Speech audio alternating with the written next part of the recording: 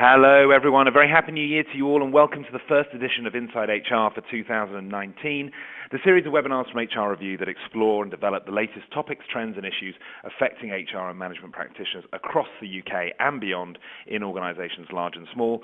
I'm James Marsh and over the next hour we're going to be discussing leading digital transformation in human resources, and I'm joined by two experts from our partners for this edition, QT, which is an Aon company who specialise in digital solutions for people management, who will be sharing their insight.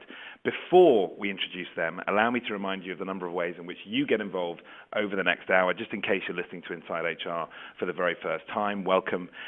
You can send questions to our experts via the question tab that you can see below your slide deck on your screen, and I'll be putting the best of them to our guests towards the end of the webinar. And you can vote in our polls using the Vote tab, and your responses to the two polls we have for you today really will shape our discussion, so please do get involved with those. If you like Inside HR, please do give us your feedback by using the Rate This tab as well, and clicking on the Attachments tab will lead you to links and resources relevant to today's topics. We've got links to a survey and to a fantastic white paper from QT behind that Attachments tab there, so please do get involved with that. Right, on to my guests for today. I'm going to allow them to introduce themselves. So who have we got this morning? Good morning. My name is Suzanne Courtney. I'm the MD of Qt UK. So I'm an occupational psychologist by background, and I've been with Qt for about 8 years. Okay, great to have you with us, Suzanne. And who else have we got today? I'm going to give it away now. Lena, have we got you? Are you there? Okay, Suzanne, I think we've lost Lena for a moment. Shall we? We'll introduce Lena. Hopefully she'll come back online shortly. She's a senior consultant. I'm back. Hi Lena, sorry, we lost you there for a second. Hello. That whole introducing yourselves fell down because we didn't know whether you were there or not. But anyway, go for it. Tell us who you are and tell us why you're the expert today. Oh, very well. Well, thank you. Yes. Hi everyone. Great being here today and being back now. My name is Lena and I'm leading Qt Product Solutions. I have an IO psychology background and started working for Qt 3 years ago as a consultant in London. And back then I used to work especially on unique client solutions, and sometimes I still do. But in my role now in product solutions, I now tend to focus on innovation and product design for our more global and standard solutions. And one of the topics I currently spend most of my time with is digital readiness. I'm the product design lead for our digital readiness solution, and obviously very happy to discuss the role leadership plays in digital transformation processes with you guys during our webinar today. Fantastic. So, yeah, thanks for having me. Brilliant. It's really good to have you both with us. So that's Suzanne and Lena there, who are our experts today. What we're going to do in terms of our agenda today, we're going to talk a little bit about Qt, an Aon company, as we said before. Our guests will give you a little rundown about what they are and what they do. And then we're going to set the scene and the context in terms of digital transformation. Where are we right now, and where do our guests think we could be? We're going to talk about how we assess and develop leaders in a digital sense before providing you with a fantastic case study, which you'll hear a lot more about. And then we'll finish off with our experts' top tips on how you can go away and start the digitization process in your organization before, as always on Inside HR, setting aside some time at the end for your questions. So on we go, and I'm going to hand over to Suzanne and Lena again here now and get them just to talk a little bit about Qt and what you do. Sure, thank you very much. So just to kick us off, let's tell you about Qt, an Aon company, because some may have heard about us before and some may not. We started in Hamburg in 2002, which is where Lena is based, and we grew exponentially since our startup because of, we have great people, our science, our innovation, and our rigor in terms of the products and solutions we deliver. And as of May 2017, we were acquired by Aon. And since then, we've become, if not the largest, the second largest assessment company in the world. So we assess over 30 million candidates across 40 languages. And now we are known as Qt, an Aon company. Okay, so Suzanne, let's talk about digital transformation, which is obviously your area of expertise. Let's talk about where we are right now, and what the situation is, and what companies should be thinking about in terms of digitalization of human resource processes. Yeah, absolutely. And as Lena says, it's a massive topic for us both, and I think rarely a day goes by where we're not out speaking about this, to our clients. So I guess, what do we actually mean when we talk about this buzzword of digital transformation? And if you look on screen at the visuals, I'll use these to illustrate what I mean. So when we think about digital transformation, it's things like, technological advances and adoption of new technologies. So, AI, algorithms, mobile platforms. A massive change has been virtual team working and virtual collaboration. So you might have team members that are sitting, as I do today, in Germany, in the US, in Ireland, in Australia, and actually you might be in teams with them. So this concept of actually using technology to communicate with your colleagues.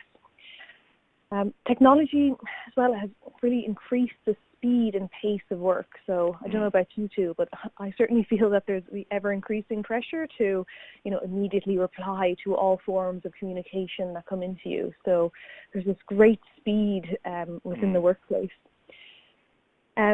Interestingly, some of our roles are going to become, or may already have been, sort of automated or taken by a robot. Which changes and shapes, what we're doing on a day-to-day basis. I know the amount of change that's happening, with the technology, with the virtual collaboration, it means that the skills required by leaders is actually quite different than what it was a few years ago. So you couldn't expect that the type of leadership that you'd need in this dynamic and fast-paced and ever-changing and digital and AI and robotic environment would be exactly the same as it was, 5 or 10 years ago. That's really interesting. It's interesting there that you point out there's a lot of things that have advanced and a lot of things that have got better, but there's also some dangers that go with that as well. And you talk about the increasing pressure, the increasing speed. So, Lena, if I can turn to you, what does this mean at the moment for HR, human resource, and talent professionals across the UK and the rest of the world? Yeah, well, thanks. Really good question. So I think what it means, we really need people who are ready to deal with the challenges that digital world confronts us with. We need people who are able to successfully navigate through this new environment. And that said, what we need to do is we need to attract and select and develop talent who are ready to deal with the challenges of today and are able to adapt to the challenges of tomorrow. So really HR, talent management, learning development, they all play a super critical role in digital transformation because they drive the people strategy. They create objective ways of identifying digital leaders and drive behavioral change. Okay. Well, there we go. There's the scene set. And what we're going to do now is go for a very quick snap poll just to see where our audience is in terms of their digital leadership. Now, I know we haven't talked about the traits and skills of digital leaders yet, and I know that our experts are really keen to do that. But before we do that, we'd love to get your feedback so that it will shape our discussion over the next 10, 15 minutes or so. So we're going to give you a problem statement, and we're going to ask you to agree or disagree in different measures. So we've got 5 options for you. So the statement is this: my organization knows how to identify those with digital leadership potential. Do you A, strongly agree, B, agree, C, neither agree or disagree, you're unsure? Is it D, disagree, or E, strongly disagree? Please vote in that poll right now. And that will really shape our discussion. So we're going to give you about 20 seconds just to vote in that poll right now. So click on that questions tab and have a vote. Oh, and I can already see, this is the fun bit, because I can already see my computer screen changing rapidly as we speak with votes flooding in. So this 5-point rating scale, just quickly, Suzanne and Lena, what do we think we're going to get? Where do you think we're going to be with this? Well, it'd be interesting to, I suppose, see what the audience come out with. I think some are much more advanced than others when it comes to this this topic and the measurement model as well. So it really depends on sort of who's on the line and what their role is as well. And it might be that actually this isn't specifically related to them. So usually you have, as you would with anything else, have a group that feel strongly towards this, some in the middle, and some less so. But absolutely, we're going to give you 10 more seconds, guys. Obviously, as well, when we do these polls on Inside HR, we're aware that the people tuning in to the webinar are people who perhaps have an issue that they want to resolve or something they want to find out more about. So it's rare that we get everyone listening who is totally where they feel they should be, because that's why they've come to listen to us. Okay, 5 seconds, and we're going to close it off. In fact, Martin is looking at me now. We're closing it. It's gone. Okay, right. So we've got our answers in here. Remember, the statement was, my organization knows how to identify those with digital leadership potential. It's interestingly, perhaps the column that's most interesting is the one with the least votes, because we've got 0% voting for strongly agree. I think there's a negligible number of votes there. Agree was 17%, unsure about a third, 35%, disagree 38%, with 7% saying that they strongly disagree. So mostly in the middle. We've got 35%, over a third of our audience saying that they're unsure. They don't know whether their company identifies digital leadership potential particularly well or not, with 17% agreeing with the statement and 38% disagreeing. So, Suzanne, you'd see sort of perhaps different trends depending on who's answering the poll. So what does that tell you, the fact that we've got most of that group right in the middle there? They're just not sure. It's not surprising. As I've mentioned already, on a weekly basis, I'm usually out speaking with clients about this, and usually we are talking about exploring, what work they've done to tweak or edit or define what digital means, and looking at the wider implications of that in their talent and reward strategy. So it's not totally surprising, but there are small steps and tweaks that you can make to work towards, knowing exactly what to do, which is what we'll talk about today. Absolutely. Lena, anything to add to that? Maybe just, basically what Suzanne said is, this is not surprising, and this is probably not only the case for digital leadership, but also for other aspects of digital readiness. So, there are obviously also organizational aspects do we actually have agile processes? Have we defined what digital talent looks like? Do we attract digital talent? So I think the first step really is to get an idea of where do we actually stand with our digital transformation in all those different areas. And maybe just a good time to mention here that we do have a short free organizational readiness questionnaire that explores those aspects, and so then probably use this quite often with clients as well. And I think, if you like to assess your organization and gather immediately and valuable insights on digital readiness as in, for the wider organization, we are happy to share this link with everyone after the session, and I think that could be very helpful. Yeah, exactly. As it's free and you get immediate insight, it's really worthwhile doing, just figuring out actually if you have other, unknowns, you can have a look and sort of benchmark yourself and find out, how the organization is kind of doing in terms of digital assessment and capability. So that features, as Lena said, at the end of this presentation, but we'll share it as well. Fantastic. Yeah, so just to be clear, behind the attachments tab you've got below your screen there, you click on that and there is a link to Q's digital readiness survey, 5 minutes to complete that, and that should give you a good sense of where you are in your organization. So those 35% that checked unsure in our poll, that's for you. So please do go and get involved with that. Let's move it on, Suzanne, and let's talk about digital leadership and what that actually means, because I know you want to take a minute to define that a little bit. Yeah, absolutely. And I think Lena's going to go into this, the crux of what this is and how to measure it in a moment. But I suppose just to sort of reiterate, the type of leaders that we need now is quite different in terms of the scale of change happening around us. And I think what's, really important to note is the leaders that could have been really effective in the past may not actually be as effective in the future during this time of really high change and digitalization and instability. And identifying leadership potential can be a challenge because you mightn't have any metrics to sort of identify, or you mightn't know the model of what's used to identify that. Or, high performance doesn't always equate to high potential as well. So it's kind of difficult to know, well, is a high performer going to actually have high potential in a digital setting?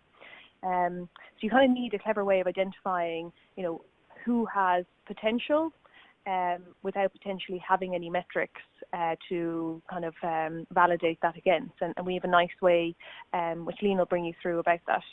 Sure. Okay. So we're going to talk about how we assess and develop digital leaders. And as you say, I'm going to turn to Lena. So, Lena, when we're talking about transformation that we need to make sure we've got a digitally ready leadership team, what kind of competencies are we actually talking about? Yeah, so what we see on the screen is our basic digital readiness model showing competencies relevant for leaders, but also for the wider organization. And the model is based on latest research, industry research on leadership, opinions of experts across multiple fields, and our analysis of the digital world of work in the past years. And what we have found really is that areas that are key to assess for both digital leaders and the wider organizations are learnability, agility, and curiosity. These really are most relevant for success in the digital world of work, and this is why we have defined them as core competencies. And then maybe just to give you an explanation of why they're important. So I think really without the willingness and the ability to learn and seek new developmental opportunities, or the flexibility to adapt to changing environments, and without the willingness to try new things, leaders will simply not feel comfortable in the digital world and will therefore most likely not perform too well either. And this then obviously has wider implications for the team they manage. And then in addition to those three competencies, the core competencies, what we see as highly critical for leaders in specific is the ability and motivation to provide direction, even in uncertain, rapidly changing environments, and to inspire others, to provide guidance through virtual channels. And very important actually is humility. So the ability to accept feedback and trust that others may know more than you is very crucial to being a good and effective digital leader. Because as Suzanne mentioned in the beginning, the current speed of changes, that is just so different now, and that simply does not allow for any leader to have all the expertise and experience required. So as a leader, you really need to leverage the expertise and ideas of team members to benefit the business. So, something like empowerment of the team, for example, is another super relevant aspect then for successful digital leadership. And then there are a few other competencies we should not forget as well, and those will complete the skill set. And this is what we have defined as supplemental competencies like handling data, digital communication, or strategic solutioning. And I'm just naming a few here, but those usually vary according to the leadership role in question. So, sure. That's really interesting. And Lena, I'm pretty sure earlier you and Suzanne, we talked about the skills and behaviors required by digital leaders and the fact that they were different. And yet, some of the behaviors you've described there, so we're talking about learnability, agility, curiosity, they're all competencies that I'm, as a learning and development professional myself, I would be talking about in leadership seminars already. We'd be talking about that in leadership workshops. We'd be drilling those into managers anyway. So are we talking about a totally new set of competencies when we're talking about digital transformation, or are these sort of at a re-envisioning of some old favorites? Yes, very good question. So I think since the emergence of new technology, there have been an amazing amount of new roles and technical skills to learn. But what we have not seen is a new personality trait or a new behavior emerging. So we are not talking about completely new behaviors or competencies, but I think rather about new versions of established competencies. Okay. Basically the focus and relevance of certain competencies has shifted, I would say. And yeah, I think on the next slide, actually, there's a nice overview of how career paths developed. A few years ago, we had very clear career path. We had traditional jobs you could train for, specific steps in your education, in your career, to get to a certain step or to be allowed to work on a specific job. But now with jobs being invented, new jobs being invented, and career paths are really getting murky, and organizations need to hire for core skills instead of hiring for a specific task. Okay, that's really interesting, because I mean I definitely agree with you that there are certainly job titles where I now see them and I'd never seen them before, and I'm not entirely sure what they are and what they do. And so you're right, that sort of pathway in terms of development and progression isn't always as clear as it perhaps once was. But it's great to hear that the core competencies that we've always talked about in terms of leadership are still relevant to digital transformation, which is great to hear. Are we saying, therefore, Lena, that we need to combine these behaviors in a different way, or that we need to weigh them differently to measure what we're going to refer to as digital leadership potential? Is that right? Yeah, no, definitely. I guess we can say that. So I think, behaviors like, let's say, flexibility or learning, they have always been relevant for success. But they may not have been as crucial in a stable environment as they are now. So, what I mentioned with, we had clear job descriptions and an idea of what competencies someone needs to have to be successful.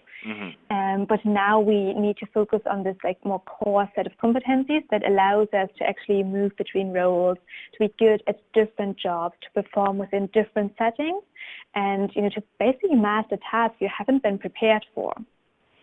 Okay, yeah. So what I'm hearing here is it seems that whilst the competencies are similar, we need to reimagine them slightly, and therefore the way we assess skills, the way we assess talent would need to change as well, because we can't simply keep doing what's been working in the past for us, given that we're on the verge of a huge digital transformation, as we've talked about earlier. Yeah, exactly. And I think a quite easy way to think about this is to consider, do we still have the same KPIs for our jobs? And I would argue, no, we don't. The KPIs have changed, or they are changing for a big majority of us. So we need to change the change requirements, basically, of, what does a talent actually looks like? That's changed. So we can, most certainly learn from what have worked in the past. That's great, definitely. But we also need to adapt our talent assessment to the constant changes we have in the environment we are operating in, and to, for example, new or updated definition of digital leadership talent. So yeah, we should also remember that the world of assessment also, the world of assessment itself constantly is changing and evolving. So we have all those new technologies that actually allow us for new types of assessment, and those get ever more advanced. So just think about AI-driven assessments, for example. Sure. So, yeah, a lot of changes. We've talked about all these constant changes to our environment, and therefore that the focus needs to be on a core set of competencies that allow us to move between roles, to understand roles better in what's now a much more open market, and a market that's much more focused on the individual employee. So what does this mean if you're an internal learning and development manager, which actually I am, what does that mean for internal development and training? Yeah, very good. So I think for internal development training, this gets really highly important. I mean, we said, that learnability, curiosity, those are really relevant competencies. So the ideal situation I think we want to be in is to have employees that want to learn, that are curious about new things.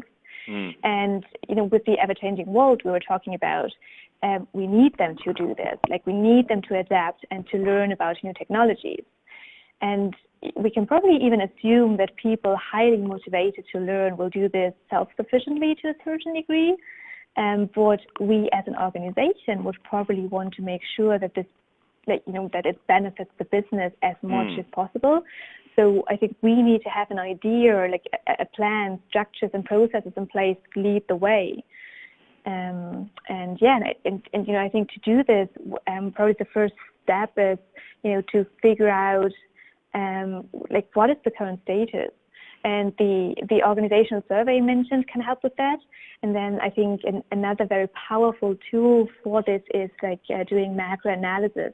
And, you know, when I say that, I mean basically combining individual results in a dynamic, interactive type of dashboard tool to get a high-level indication of one's organizations or departments' digital readiness.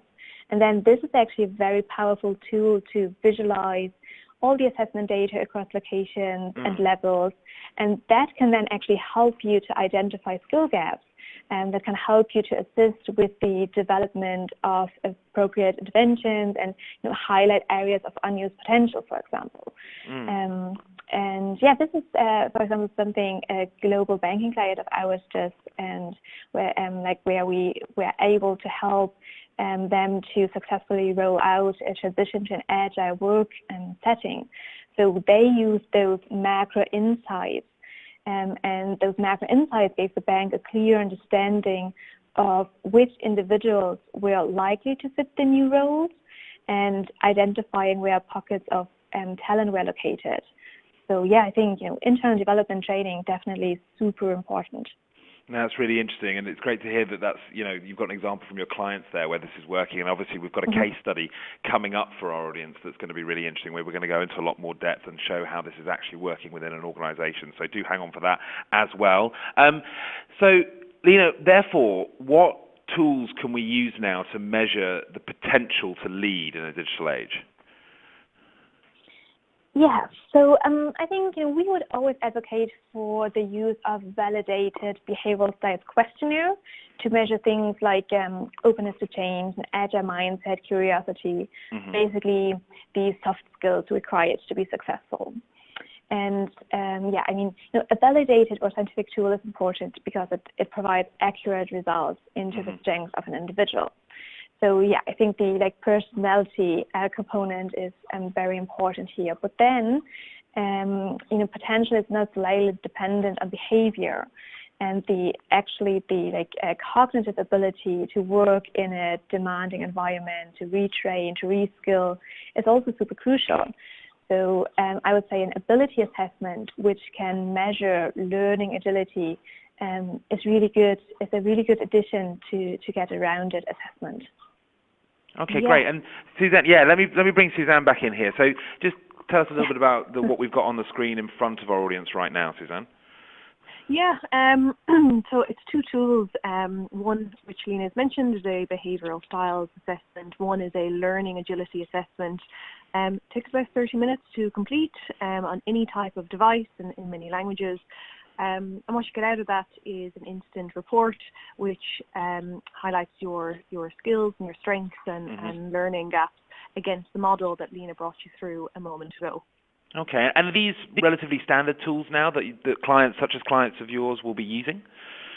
Yeah, I mean, it's very possible that many on the line are actually using some type of behavioural measurement already. And you know, Lena mentioned that, you know, there hasn't been an emergence of a new personality trait because of digital. But there is an emphasis, or there needs to be an emphasis on certain types of skills or behaviours that are suited to the digital world. So if you're using a tool, you need to make sure that actually the emphasis is in the right places. And I guess I haven't actually seen another kind of measurement of this executive attention in terms of the ability on the market. So, yeah. Fantastic. And we're talking about this in the context of internal development, learning development, training, etc. Are these tools that are only used for internal development, or can they be used elsewhere as well? I think probably in terms of the context we've been talking to them or talking about them, we might have been talking more so internally, but actually it should be used both internally for development of your leaders, but also externally as well. So, you know, Lena mentioned, you know, this macro analysis where you can bring together all this data. It's amazing to look what skills you have internally and then use it externally to bring in people who can plug those skills gaps.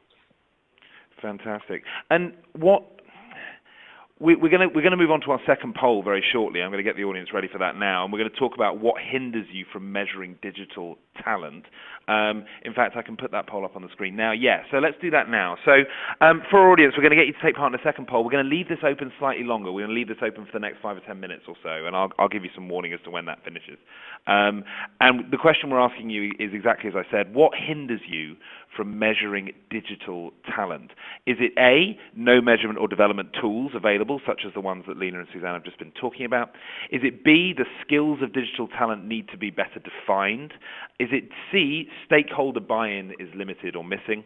Or is it D, you don't understand what digital talent is as yet? And again, obviously, make sure that you go to the attachments if that's you and check out that survey from Qt as well. So we're going to leave that poll open. Please do get voting, and we'll come back to that because that will shape the second half of the webinar very nicely. We're about halfway through. And so, Suzanne, let's talk a little bit about measuring talent. And we'll move it on here. And I love this. And when we did our rehearsal a few days ago, because this is one of my favourite films in the whole world. So, Suzanne, it really is. It really is. I sort of, have dreams where I am Maximus Decimus Meridius. So, talk us through why I'm looking at a cartoon of Russell Crowe. Yes, simply put. Yes. But I'm very glad to have learned something about you today. I thought while everyone's answering this poll, it would be a nice time to speak about, and this key scene in this movie. And I think Russell Crowe once asked a very apt question, appropriate for evaluating the quality of our attraction and application process when he's working in his role as gladiator. And if you remember from that movie, which you must, James, he stood in the centre of that theatre and he looked up at sort of the crowd there who'd been jeering and asked had they not been entertained. And yes. A key thing to remember, I suppose, is you need to provide a digital and engaging and informative candid experience when you're measuring this digital talent. So you can't just talk about measuring it. You actually have to make the experience engaging and digital. And having a process in place that measures, behavior is key. So if you're looking at leaders who are happy to learn, give them something that they can actually learn about themselves by completing these assessments and having an engaging two-way story that, allows actual feedback about, their performance or their skills or gaps, in some type of interactive report.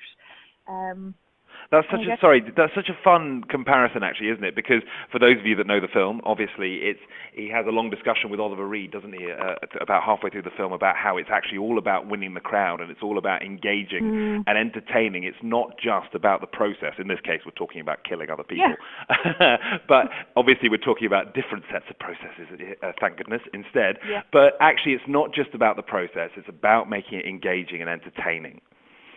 Yeah, absolutely. And I have to compliment your sort of movie knowledge as well. Oh, no, don't stop now, or else we're going to spend the next 25 minutes talking about Gladiator. So no, please, no. We've got some serious stuff to get through. But no, that's right, isn't it? It's processes. Yeah. I think we forget in HR a lot, don't we? That the process isn't just about the end point, and it's not about the actual process itself. We need to make sure it's entertaining. We need to make sure it's engaging for it to work. Yeah, absolutely. And I guess just building on that, if you look at sort of what they call turbocharged tech companies, so I guess the likes of Uber or Google, we know that things like work-life balance and flexible working and other benefits matter. So I guess as everyone on the line, you should think about creating an assessment experience that emphasizes these points and reflects them in your positioning and EVP from the get-go. And this is, of course, our bread and butter, and we help organizations to do it all the time. Okay, and in terms of internal talent measurement, what can be done about that? And I know that that's a nice sort of way. We're going to move into our case study and talk a little bit about one of your clients, which is Vodafone. So, Suzanne, talk us through that and talk us through what can be done in terms of internal talent measurement and how that works. Yes, yeah, absolutely.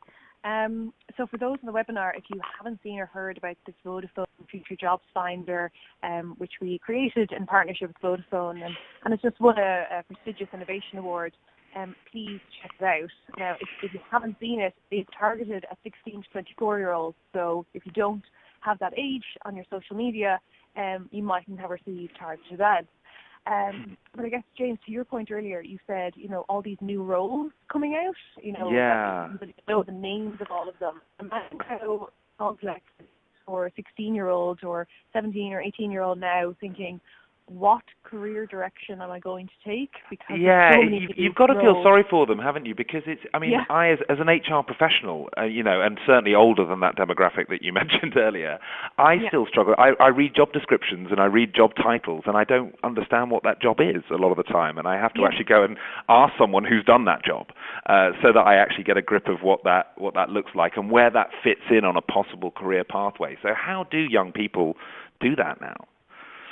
Yes, absolutely. It's a challenge, and this tool has been set up exactly for that purpose. So I'm switching for a moment to kind of external kind of looking at talent, but I'll talk in a moment about how this can be used internally. So, rather than thinking about the typical roles of, say, a teacher or an accountant, what about a role in robotics or ethical hacking? And the Vodafone Future Jobs Finder gets participants, so youths, to complete a short self-assessment in a gamified way about themselves, so their motivations, interests, general personality, and it gives them their top 5 matches to a future digital career from a large database of digital roles.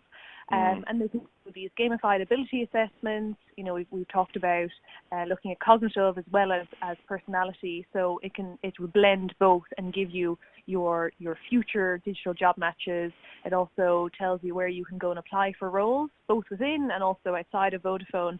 And it also gives you access to training and resources. And this, I think, is a really nice example because it's been reached, or it's had a global reach of 322 million. Wow. Which is incredible in terms of number. And I guess just to focus it back on internal applicability. So this is used, to build a brand and help youths understand where they fit in the future digital world. But you can do something similar to this to get people in the business to understand what their role of the future should be the role be automated. Mm-hmm. And that leads us into talking about another case study that I know you guys want to talk about with our audience, to sort of put a version of this solution into some kind of perspective for our audience. So, Suzanne, let's talk a little bit about that now. We've put that up on the screen there. Yeah, absolutely. And I think Lena mentioned, earlier about the bank going through the agile transformation. Yeah. And we've taken a different case study here, which is around digital leaders in an FMCG, because it fits quite well with what we're talking about. So the background about how we got involved with this client and what their challenge was. So the client was becoming a marketing-led business rather than a sales-led business. But they had really kind of tough 2020, sales targets. They also understood that the way that you go about marketing now has changed dramatically. So, of course, there's a huge amount of data available to marketeers to, plan their strategy, and that needs to be used. And they wanted to introduce a new model and a new way of working to enable them to achieve their strategic goals.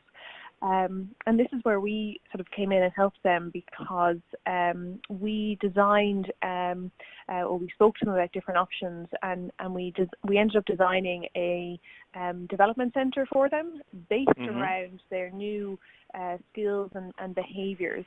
And this development center was almost like a safe space for leaders, so for marketing leaders in the business to try out and engage with different behaviours which they may not have engaged with in the past. So the type of tasks were reflective of working in a digital environment. And we've talked quite a bit about giving instant feedback, and during the day they got coaching and instant feedback about what their strengths were and what they could do to kind of tweak and tailor their actions.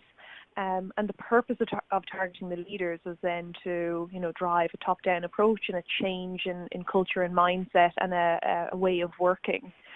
Now, in terms of what we've seen there, I guess the real measurement of success is in 2020. They'll be, of course, looking at their their sales achievement.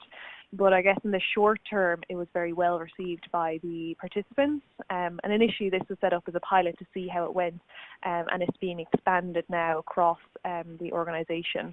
And what's nice is they'll use things like, dashboards to have a look at, what type of talent they might need to bring in based on the results, and they'll shape their L&D around, what the outcomes of this are, like Lena was saying earlier. So it's been, and I guess this is a very high-touch project because they're running development centres, but it doesn't need to be. You can have something more simple, like someone doing a self-assessment and getting a report which guides them and tells them where their sort of gaps are. Brilliant. That's really, really interesting. So from challenge to solution to outcome, a little map through how this kind of digital transformation can start to be embedded and implemented in your organization, whether you work for a large or small company. I just want to take some time quickly to remind our audience to send in their questions. We've already got loads coming in, so please do send in your questions. Click on that questions tab below your slide deck, and you will see where you can type in a question, and I'll try and put as many of those as I can to Lena and Suzanne in the final 10 minutes or so of the webinar. A reminder also that we've got our poll running, our second poll at the moment, which is what hinders you from measuring digital talent. We're going to shut that very shortly. In fact, producer Martin is nodding at me. He's saying we're going to shut it right now. Okay, so I'm going to click on the stop voting button. There we go. Thank you so much for everyone who voted in that. We gave you just 4 options this time. What hinders you from measuring digital talent? Is it A, no measurement or development tools available?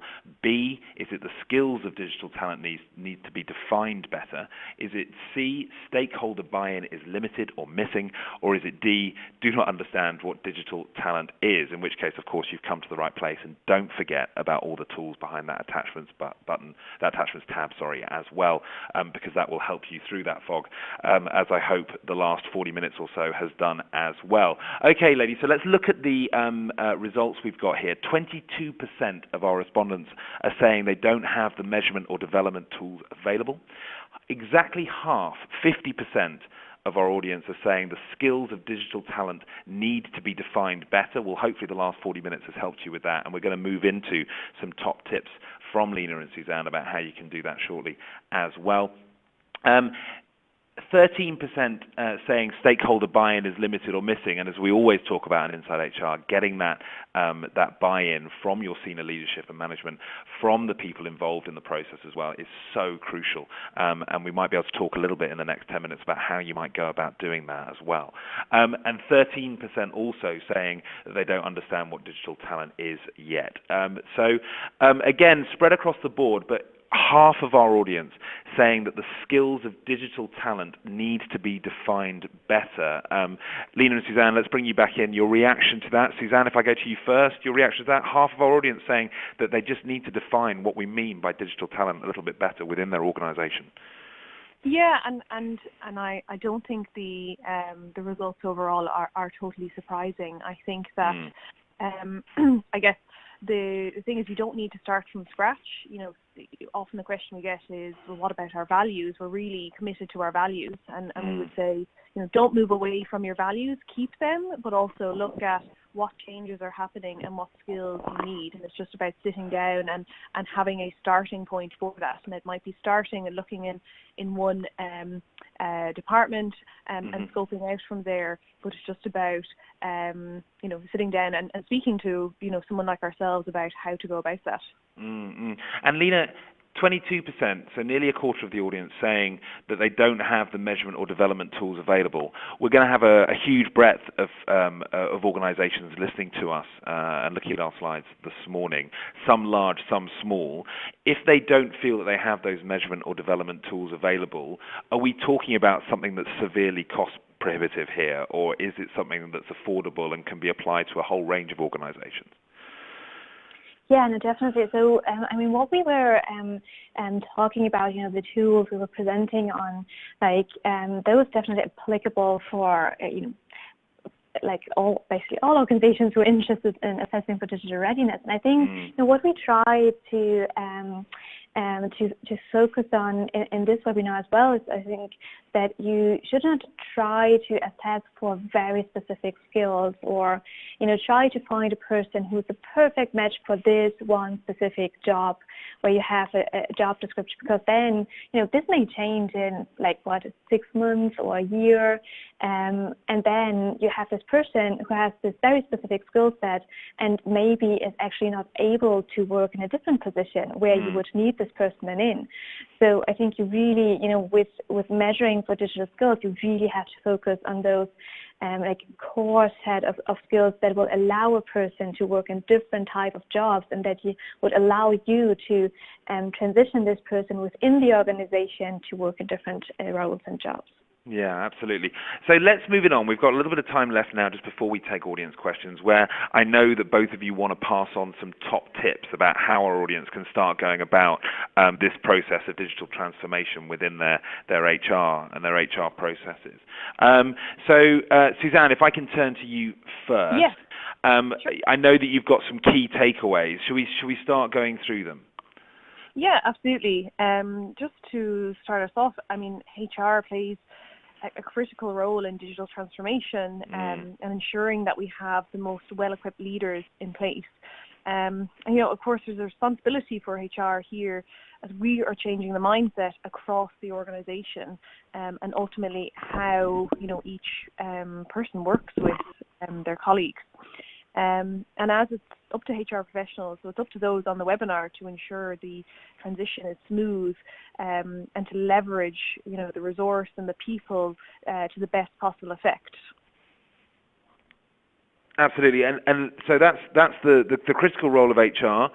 Lena, you want to talk about the second point, which is about measurement. Yeah, sure, absolutely. And measurement, getting the measurement right is really important. And I think we've just seen that, people are wondering, okay, how can we best do this? And I think you should really use tools which can measure and which can scientifically measure things like learnability, agility, curiosity. And then, as Suzanne mentioned, don't forget your values in addition to these, because they do remain important to the organization and maintain the overall culture. So those are definitely still very important to keep in. I think that's really interesting as well. I think it's such a key takeaway is that we're talking about digital transformation, but what we're not talking about is departing from your values, your mission as a company, and keeping those core is a key part of digital transformation, which is I think a really important takeaway.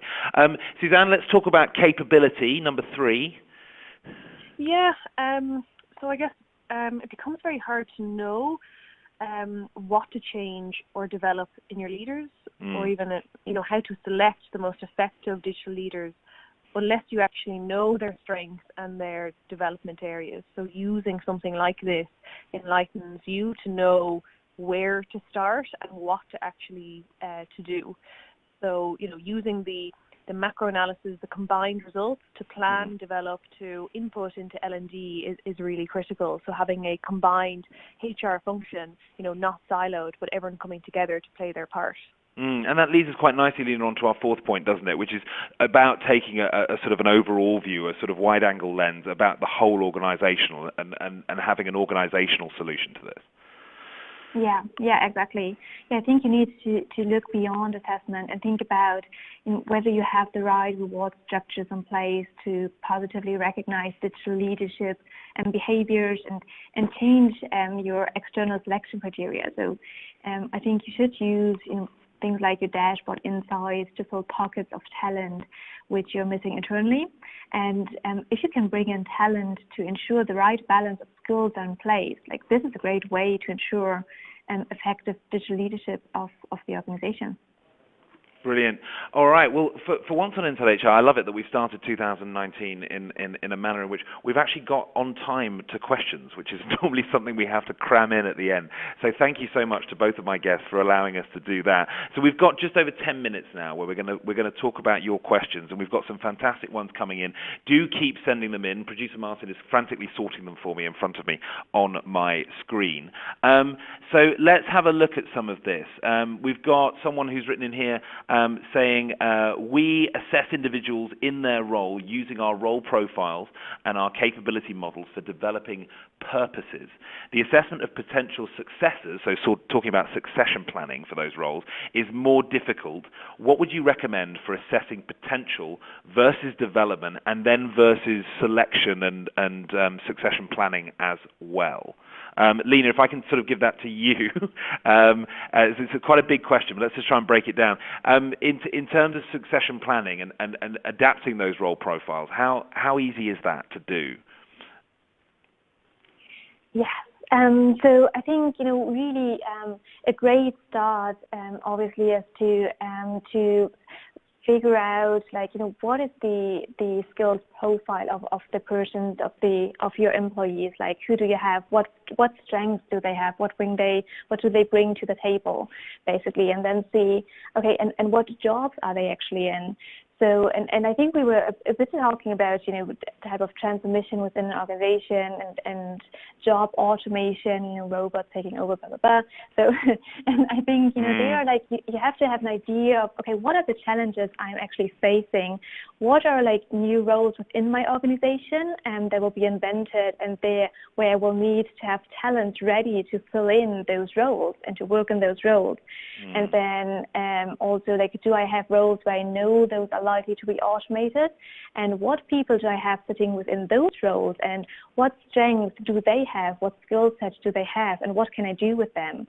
And then I think, then you have a good starting point of trying to figure out where to put the talents you have, and where, what type of development, what type of career within the organization do you want to offer to them, and what development do you need to have in place? What do you need to offer, and what trainings do you need to do to bring those people to work in the roles they will, likely work in the future?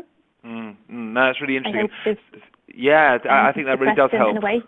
I think it does, and I think what's interesting there, the thing that I picked out from that is actually part of this assessment stage for seeing what you need to do in terms of this digital transformation within your business. Part of that is actually looking at the roles and looking at what might be a role that's going to be automated in the future. And I think that's a key reality that HR practitioners across the UK are going to have to start thinking about if they're not already. Another really interesting question that's come in here. I'm going to put this one to. Sorry, yes, Suzanne, you want to come in on that one first? I was just going to add to that. I think, I would try and look. I know it's a very complex topic, and HR has so many different roles, but I try to look at it from kind of a simple angle. And I think an effective way is, to not use tons of different tools to, identify potential, identify learning gaps. Generally there's tons of different tools which aren't interlinked, and I think looking at it from the point of view of, is there one tool that we could use which would serve multiple purposes? So is there a tool that I could use which is going to give me a score on digital readiness or agile? Is the same tool going to give me some feedback about our cultures and values? Is the same tool going to enable me to understand what that person's skills are and where they can move? And rather than using tons of tools and tons of different data, use one tool which can give you multiple outputs and insights, and then use that as well to drive what your strategic planning would be. Just like Lena is saying, where do you need to develop them? What are the skills? What if I drag and drop this person into a different team? Absolutely. So it all needs to be joined up for sure. The question that I was actually going to put to you, Suzanne, was around the pace of change that you talked about earlier. Question coming in here: how rapidly are you seeing organizations move forward into the new world of digital transformation that we've described this morning? And are there any factors that appear to play a crucial role in the pace of that happening? So, for example, the industry, the size of the organization. Are you seeing sort of key themes of organizations that are able to work at this pace? Yeah, that's a really good question. I guess the types of organizations that are generally a bit on the front foot, well, I think first most organizations are starting to label themselves as tech companies, as opposed to, whatever they used to. Everyone, no matter what they do, is saying they're moving towards a tech company. Now, I think the reason for that is because generally the tech companies are more evolved in this area. So I think there's absolutely a fast kind of change towards it, but some are definitely more advanced. And I would say generally the type of industries that would be more advanced, things like technology, things like telecoms, banking, finance. Now, in terms of the level of change happening and what's hindering it, it's interesting because people are a massive influential factor in driving the pace of change. So on the one hand, if you have people who are really committed to digital and driving efficiencies, making the organization more lean, then the pace of change happening within the business is greatly increased. So if the leaders are on board with it, change usually happens more quickly. Now, if there's resistance to change, and I'd often end up in debates with, recruiters saying, but how good would AI be to select a person? There's a lot of probably mistrust in some types of technology. Yeah. And also, and it's scary what you don't know, or if you don't know how it works, of course, you mightn't buy into it. But I think to answer the question, it's people. So it depends on the leaders, it depends on the type of industry, and it depends on how embedded their strategy is. Just on the back of that, Suzanne, how widespread is that mistrust? It really depends at the level. Yeah. Personally, I think the level of distrust, if it's going to impact people directly, so if it's going to take some bit of their role, like a recruiter, as an example, if you're using AI videos, it's going to give you more time to actually do what you're really good at, which is engaging someone on a phone and telling them all about the organization and getting them bought in. But generally, at that level where you might have a risk to your role, there's more of a level of mistrust. And I think when it's not clear how an algorithm is working, so when it's not easy to define it, and when someone says it uses 12,000 data points, it's very hard to explain the outcomes of that or give feedback to someone. So it needs to be very clear on how that algorithm is working. Either the supplier or the individual needs to be able to explain that internally, and it needs to be capable of giving as good feedback as a person. And I think once you have found a solution that offers that, that's kind of the best of both worlds. Fantastic. And we've got a number of questions coming in about cost, and I'll come to that in a second. But before we do, there's a really interesting question coming here. What does the panel think that will be the biggest upcoming digital trend for HR or people management in, say, the next 18 months? So we've talked about a range of different aspects of how this digital transformation is going to be taking place across a range of different processes in your organization. But what do we think, guys, are going to be the key trends over the next sort of the short term?